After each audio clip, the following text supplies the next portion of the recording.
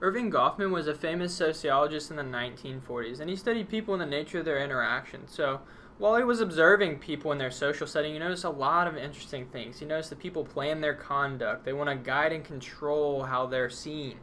They act differently in social settings than when they're alone.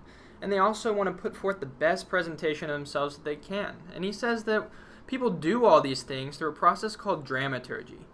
And he goes on further to break down dramaturgy into two different parts. The first part is called front stage. And front stage is simply when people are in a social setting, so they're around a lot of people. So we could take an example. Maybe we have a guy, and he's on this stage, and he's with a bunch of guys, and he's trying to make some friends, and he's new to a place, and they all say, hey, you want to come to the baseball game? You can come watch, and we can hang out, and we can get to know each other, and maybe we can become friends. And he says, oh yeah, sure, I love baseball. So he goes and watches the game.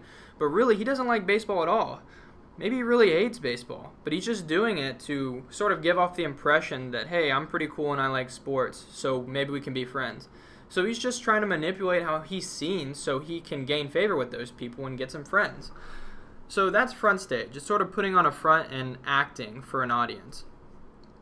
The second part to Goffman's approach is called backstage. And the backstage is a much more private area of our lives. And really, the backstage, this is when the act is over. So you sort of come off the stage in front of all these people in the social setting, and there is no social setting here. You can just be yourself. You do whatever comes to mind, whatever makes you feel comfortable, and nobody knows about it. Maybe only a few people really close to you know something about your backstage, but maybe there's some things in your backstage that nobody knows about. So maybe the guy from the first example, he's done with the baseball game and hanging out and, you know, being a real guy or whatever, and then he comes over here, and now he just loves hanging out with his cat and watching cooking shows and cooking nice meals. And that's it. You know, he doesn't really like sports, but nobody really has to know that about him. And an interesting point that I want to bring up is that now you see some people sort of crossing over from their backstage to their front stage due to social media. Now people are sort of putting on an act in a front in their backstage to put on a good impression and say, hey, I'm pretty cool, you know, I'm in a happy relationship, I got a lot of friends, I do a lot of cool things. But really, this may not be the case. This guy over here, he may just be alone, and he may not have a spouse, and maybe he just hangs out with his cat all day, and then he's just, you know, he's not as cool as he says he is. But that's just an interesting thought, you know. Now people are often taking, in their private lives, putting on a front and sort of going back on the stage.